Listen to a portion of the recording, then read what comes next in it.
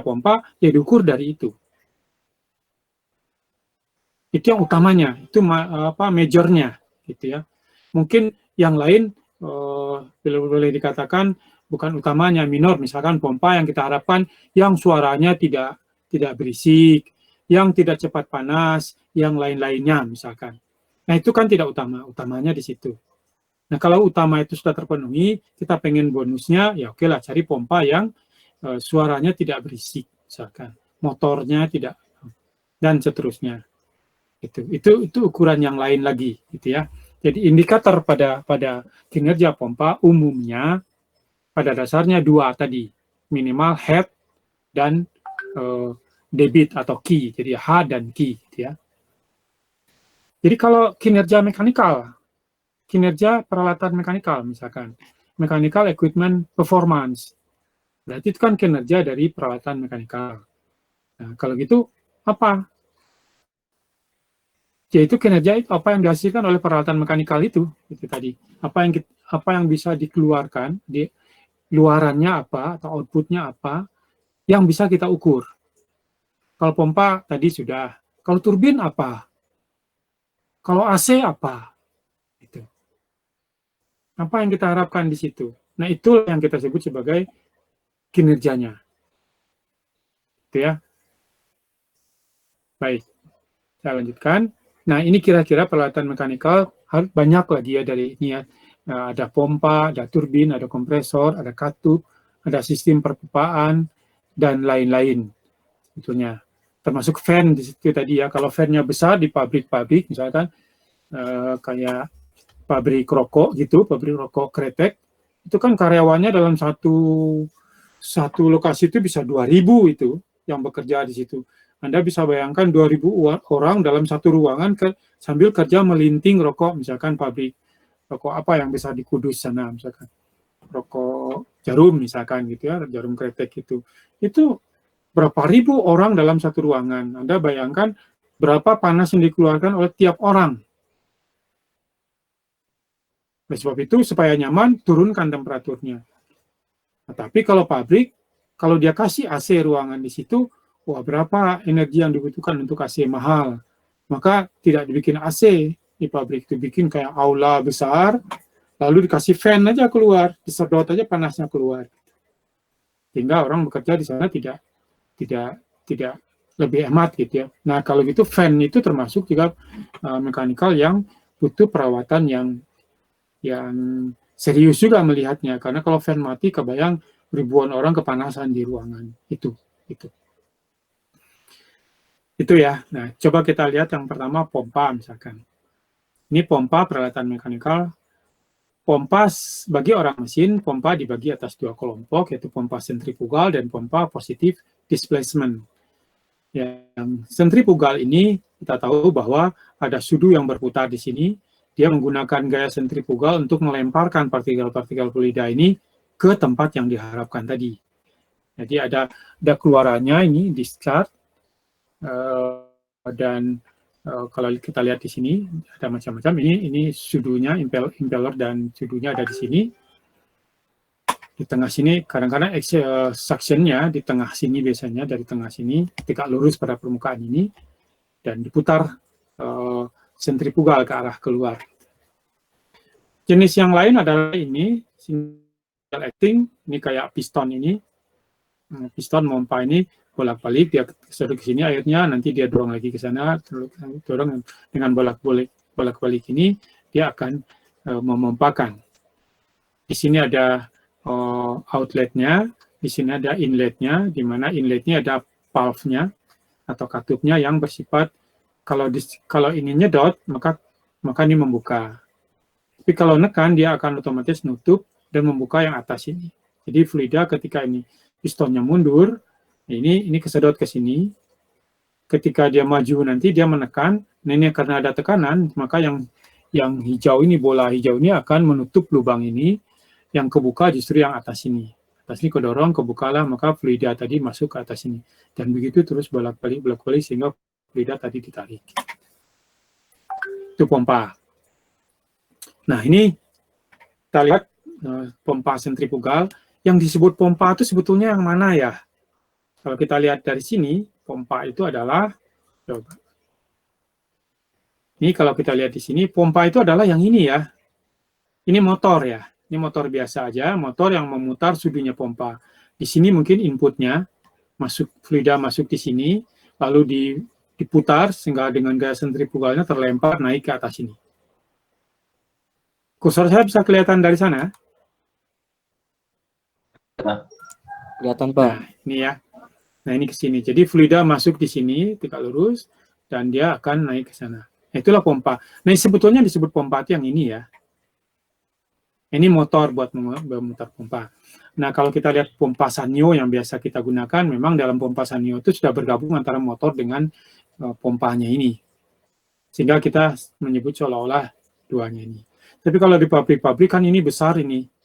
Ini berapa kilowatt besarnya. Gitu. Ini juga. Gitu. Dan fluidanya bisa berupa cair, air, bisa juga berupa bubur, selari gitu, dan macam-macam.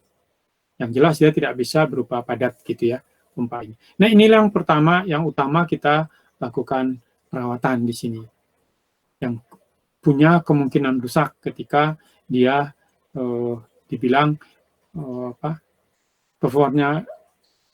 performanya menurun atau prestasinya menurun. Oh iya, performaan itu dalam bahasa Indonesia selain kinerja, dulu kita menyebutnya prestasi, makanya ada mata kuliah prestasi mesin, sebetulnya kinerja mesin. Kalau sekarang udah ada kata lain lagi yang sama dengan prestasi, itu adalah kinerja. Itu apa yang kita harapkan dari sini. Nah, mari kita lihat di sini pompa adalah sebuah peralatan yang sangat banyak digunakan di dunia teknik mesin dalam industri sana misalkan. Nah, pada dasarnya semua peralatan itu ketika kita membeli, kita harus melakukan pilihan, memilih. Nah, karena kalau kita salah memilih, maka itu bisa mempengaruhi umur pakai, bisa mempengaruhi downtime-nya nanti, yaitu waktu banyak dia rusak daripada terpakai, dan juga mempengaruhi efisiensi, dan bahkan bisa menyebabkan kerusakan berat. Nah, kalau memilih pompa, apa faktor yang perlu kita perhatikan? Nah, ini ada 1, 2, 3, 4, 5, 6. Paling tidak ada 6 ini yang kita perhatikan nanti kalau kita membeli pompa.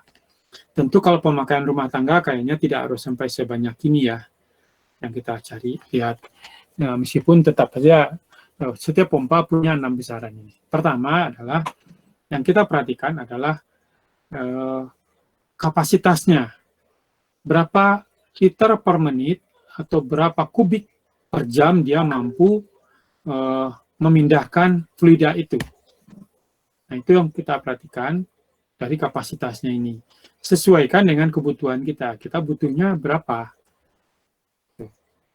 Tetapi yang perlu kita perhatikan lagi juga head-nya.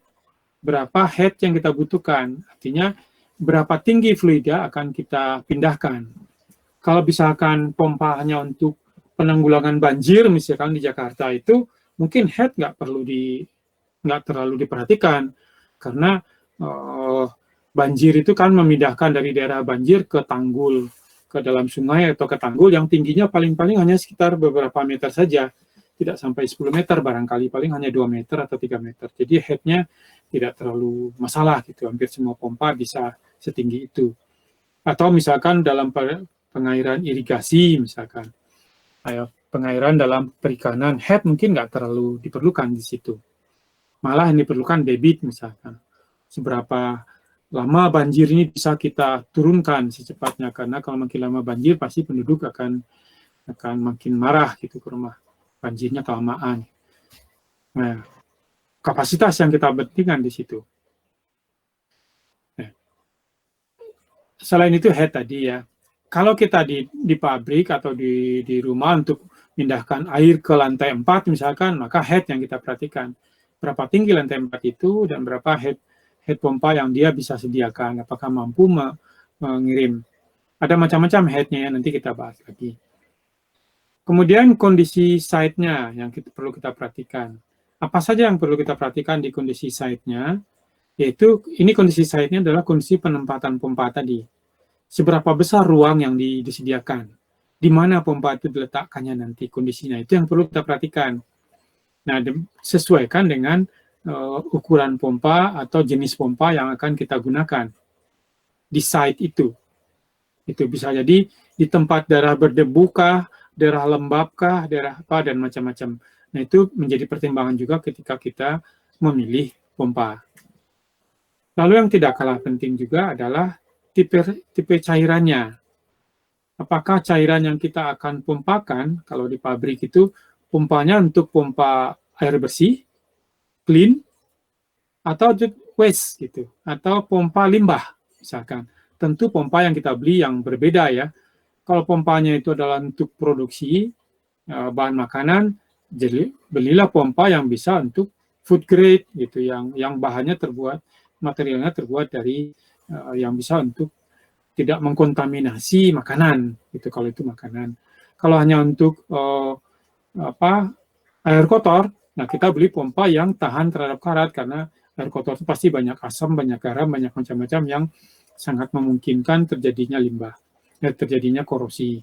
Carilah pompa yang blade-nya terbuat dari bahan yang lebih tahan dari karat, gitu misalkan.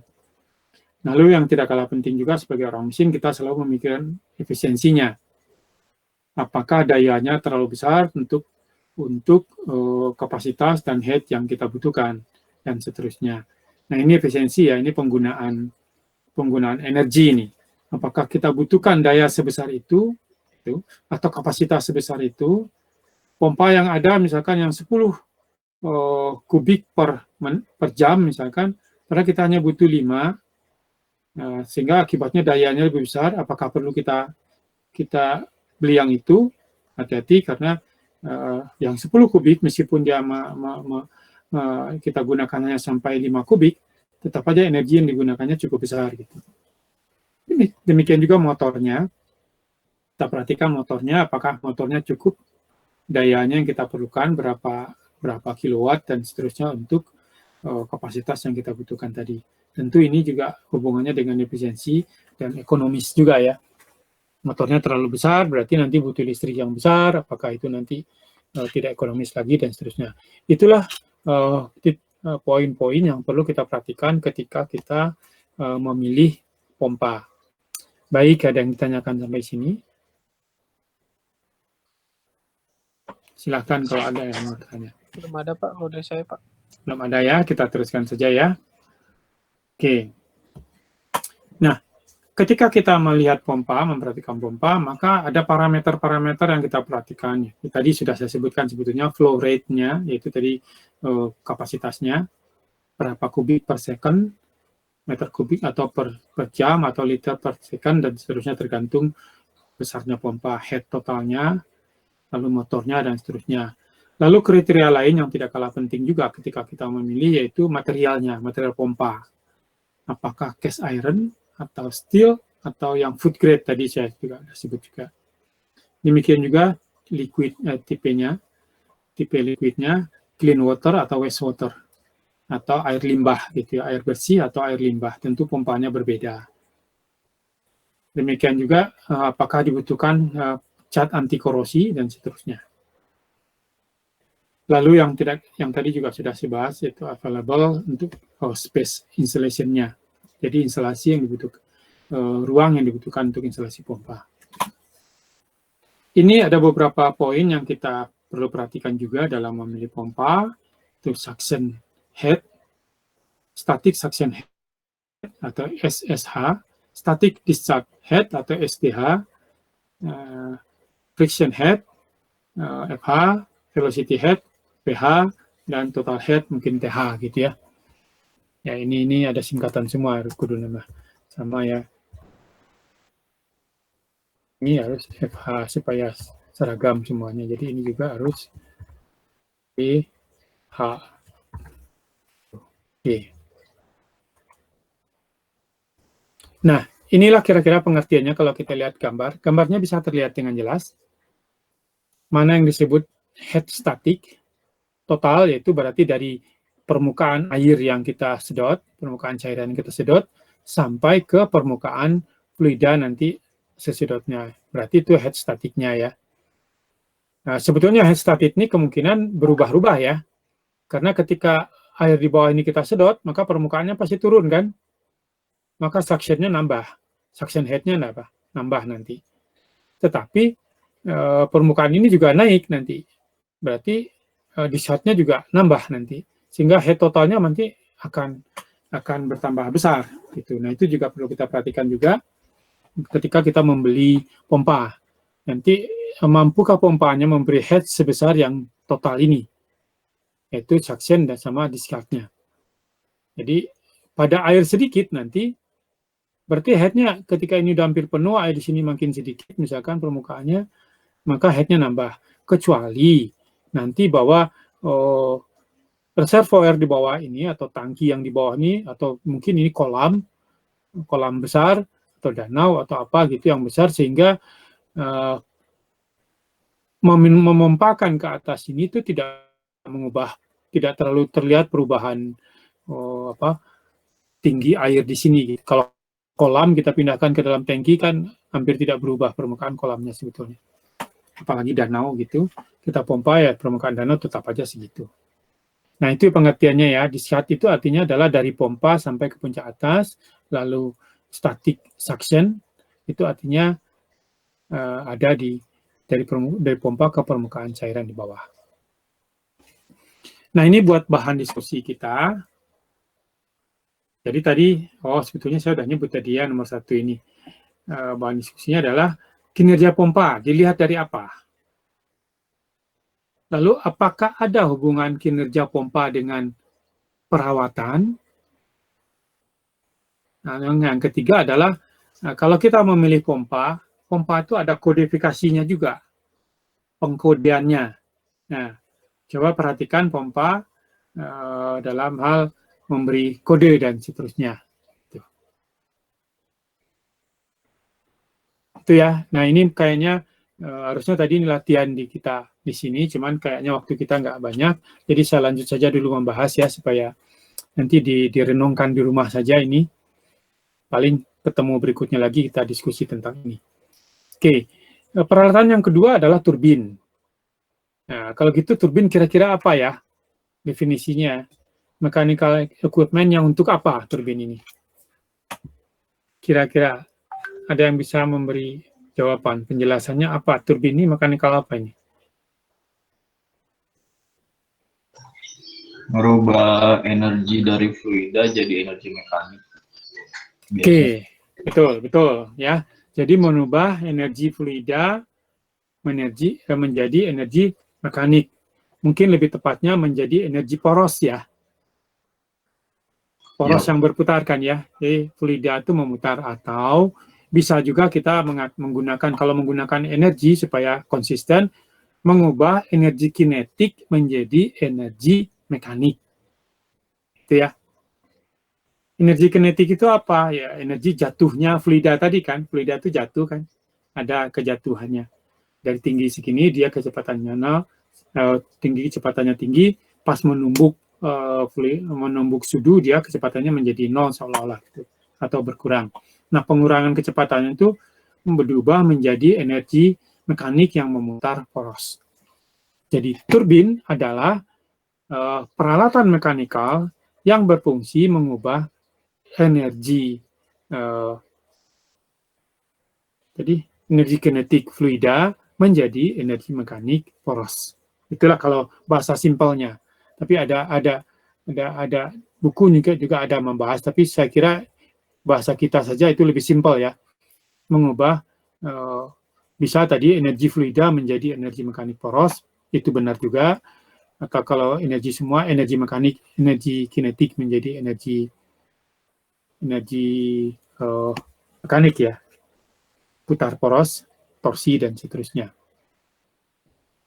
Nah, sebetulnya pelajaran turbin itu sudah, topik turbin ini sudah ada pembahasan di kuliah turbin sendiri ya.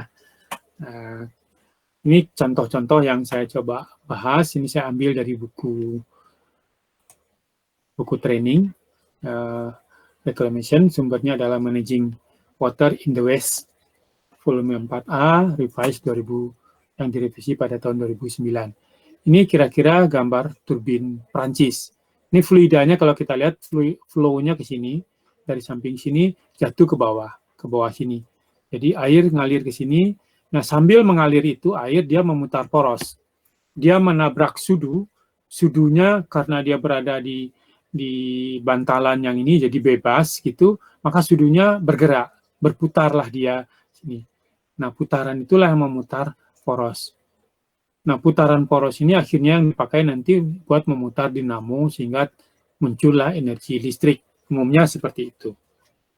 Nah, inilah turbin Prancis. Turbin Prancis, dari mana airnya? Ini dari lubang-lubang sini. Ini turbin Prancis dan mengalir ke bawah sini. Nih, kalau kita lihat di sini, komponen-komponennya ada runner, ada wear, atau ada seal-nya juga, dan ada ini vane, ada wicket gate, dan macam-macam semuanya ini.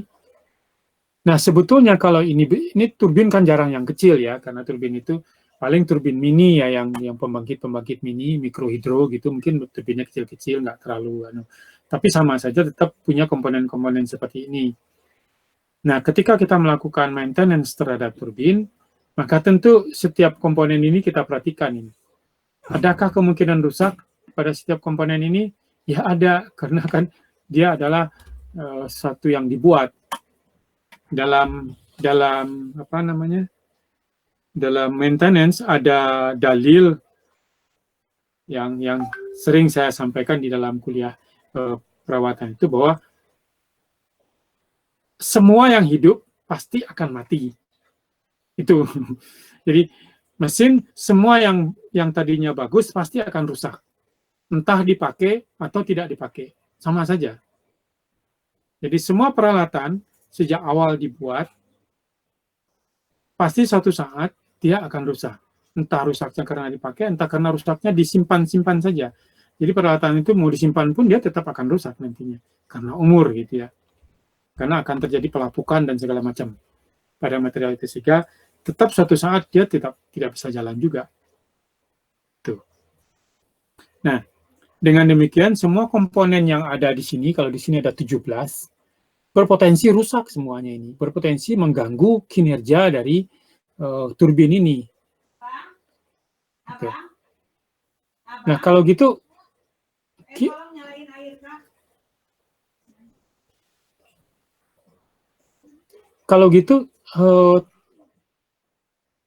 kinerja turbin apa ya yang kita harapkan dari ini?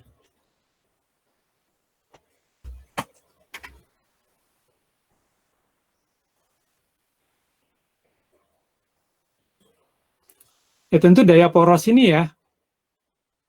Jadi mengukur kinerja si turbin ini tentu dari berapa daya poros yang dia bisa hasilkan gitu. Kalau ini listrik misalkan, kalau listrik kan, kalau misalkan dari daya listrik yang dihasilkan, maka kalau terjadi penurunan, itu belum tentu penyebabnya turbin. Karena sebelum kita dapat listrik, kan setelah poros ini ada generator kan. Bisa juga turbinnya nggak ada apa-apa, masih bagus saja, tapi generatornya. Gitu. Nah, kalau turbin, kinerja, kalau gitu dari mana kita mengukur kinerja turbin? Ya bisa saja sih sebetulnya dari listrik tadi ya, listrik yang dihasilkannya. Terjadi penurunan listrik yang dihasilkannya, itu bisa saja. Tentu kita urut lagi. Kalau listriknya yang dihasilkan menurun, yang menurun itu bisa dayanya, bisa tegangannya, bisa macam-macam ya. Nah kalau itu nanti kita menggunakan YY itu, 5Y dan seterusnya, kita akan menelusuri apakah di turbin, apakah di generator terjadi kerusakannya. Kalau kita ukur putaran generatornya masih memenuhi standar, berarti turbinnya kan nggak apa-apa. Justru generatornya berarti yang mungkin rusak. Harusnya dengan putaran sekian, generator tetap menghasilkan listrik sebesar yang diharapkan.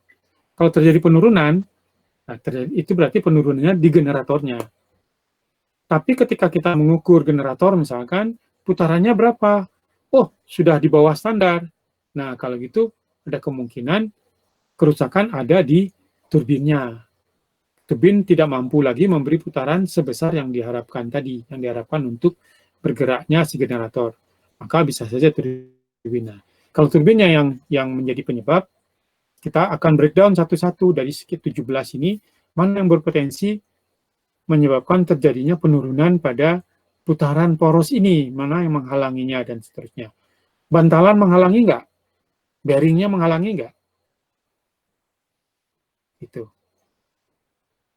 Ya, bearing itu kan untuk menghindari adanya friction kan, menghindari adanya gesekan. Kalau bearingnya rusak, berarti gesekannya akan besar. Dan itu akan menyita daya dari air ini. Daya air misalkan ada berapa kilowatt gitu, tapi sebagian dipakai buat melawan gesekan pada bantalan. Maka yang sampai ke poros jadi sedikit.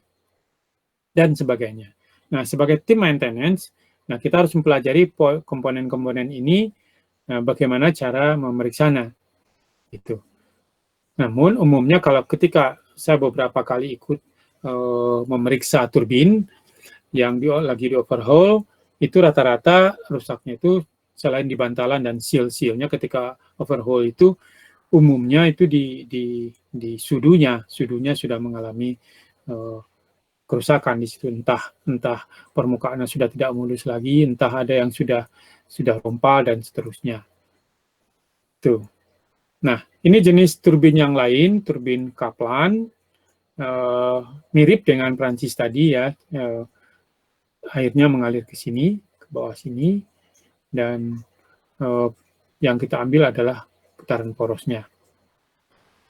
Baik, kira-kira itu adalah peralatan mekanikal yang kita bahas hari ini, mungkin kompresor dan lain-lain kita bahas pada pertemuan berikutnya lagi.